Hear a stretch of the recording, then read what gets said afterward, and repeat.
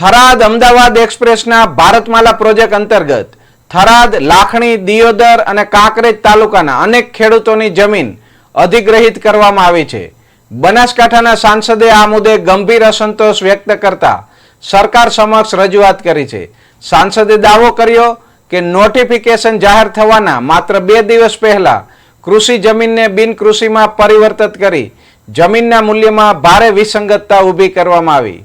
ખેડૂતોને ફક્ત 20 થી 50 પ્રતિ વર્ગ મીટર મુજબ વળતર અપાયું છે, જ્યારે બિનકૃષિ ધરાવનારા ઉદ્યોગપતિઓને 4000 થી 4500 પ્રતિ વર્ગ મીટર પ્રમાણે વળતર ચૂકવાયું છે. સાંસદે 100 થી 120 ગણી અસમાનતાની તરફ ઇશારો કરતા માંગ ઉઠાવી છે કે ખેડૂતોને બજાર દર મુજબ યોગ્ય વળતર મળવું જોઈએ અને થયેલી ગેરરીતિઓને તાત્કાલિક દૂર કરવી જોઈએ. આપ સૌને મારા નમસ્કાર. આપના માધ્યમથી હું આપ સૌને જે ભારતીય જનતા પાર્ટીએ અને સરકારમાં બેઠેલા લોકોએ ઉત્તર ગુજરાત હોય કે સમગ્ર ગુજરાત હોય એમને કરોડો રૂપિયાનો કઈ રીતે ભ્રષ્ટાચાર કર્યો એ બાબતમાં હું આપ સૌનું થોડું ધ્યાન દોરવા માંગુ છું. પહેલા તો ભારતીય જનતા પાર્ટીનું નામ બદલીને ભારતીય ભ્રષ્ટાચાર પાર્ટી રાખ્યું હોત તો એ વર્તમાન સમયમાં હું માનું છું ત્યાં સુધી બંધ બેસતું આવે છે. થરાદથી કરીને અમદાવાદ નવો ભારતમાળા રોડ એ મંજૂર કરવામાં આવ્યો.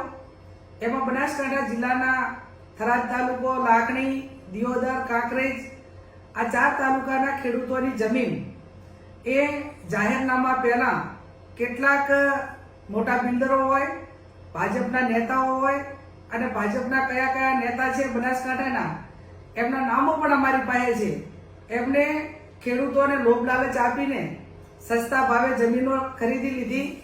ખરીદ્યા પછી જે એનું નોટિફિકેશન કહે, જાહેરનામું કહેવાય, એ પણ ક્યાંક ને ક્યાંક અધિકારીઓ એમની સાથે ભળેલા હોવાથી પહેલું જાહેરનામું રદ કર્યું, વારંવાર જાહેરનામા રદ કર્યા અને એમને પૂરેપૂરું બિનખેતી કરવા માટેનો મોકો આપ્યો.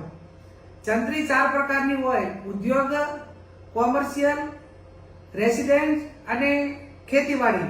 એમાં સૌથી ઊંચા ભાવ એ ઉદ્યોગની જે જંત્રી લાગતી હોય, ઉદ્યોગમાં જે જમીન કન્વર્ટ થયેલી હોય, બિનખેતી થયેલી હોય, એના વધુ પડતા પૈસા ચૂકવવા પડતા હોય છે.